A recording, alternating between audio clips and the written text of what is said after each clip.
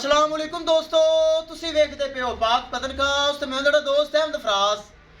दोस्तों सब तो पहले रिक्वेस्ट है चैनल ਨੂੰ ਸਬਸਕ੍ਰਾਈਬ ਕਰ ਲਓ, ਫੇਸਬੁੱਕ ਵਾਲੇ ਬਰਾਵੀਰ ਪੇਜ ਨੂੰ ਫਾਲੋ ਕਰ ਲਓ। ਬਹੁਤ ਸ਼ੁਕਰੀਆ।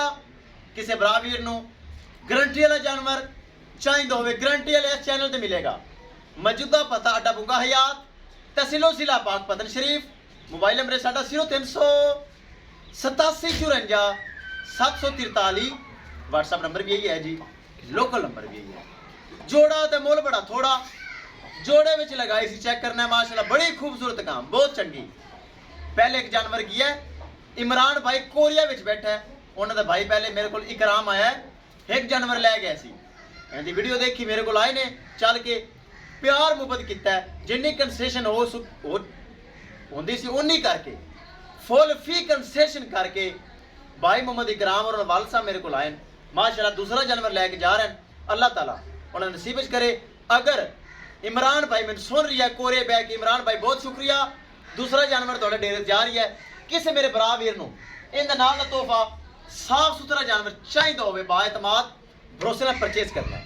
कैमरामैन साहब मोरा पै गया, गड्डी नंबर एक एक चीज़ करो क्लियर, ते अल्लाह दा नाम लैके करो रो ले चलो। माशाल्लाह चेक करना है जानवर दी वेल और हाइट और प्रिंट और ब्रीड, चेक करो। सोने च कोई दिन बाकी है। अल्लाह ताला भाई मोहम्मद इमरान और भाई मोहम्मद इकराम और बुजुर्गों के नसीब च करे। साढ़े को चल के आए, बहुत अच्छे बरावीर हैं। ए चेक करना है जी। खुश हो इकराम भाई, खुश हो बुजुर्गो, तुसी भी खुश हो। चलो अल्लाह ताला दौड़े नसीब च करे। दोस्तों वीडियो पसंद आए लाइक शेयर माशाल्लाह कमेंट लाजमी करना है। अगर किसी भरा ने चैनल को सब्सक्राइब किया लाजमी कर लो।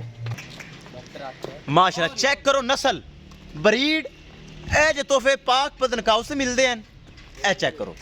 अल्लाह ताला उन्हें नसीब च करे। विखाइए गड्डी नंबर, एक एक चीज़ करिए क्लियर। लो जी माशाल्लाह करिए लोडिंग, एक एक चीज़ विखाइए। लो जी, किसी मेरे भरा वीर नूं जानवर चाहिए हो रब्ता करके परचेज कर सकता है।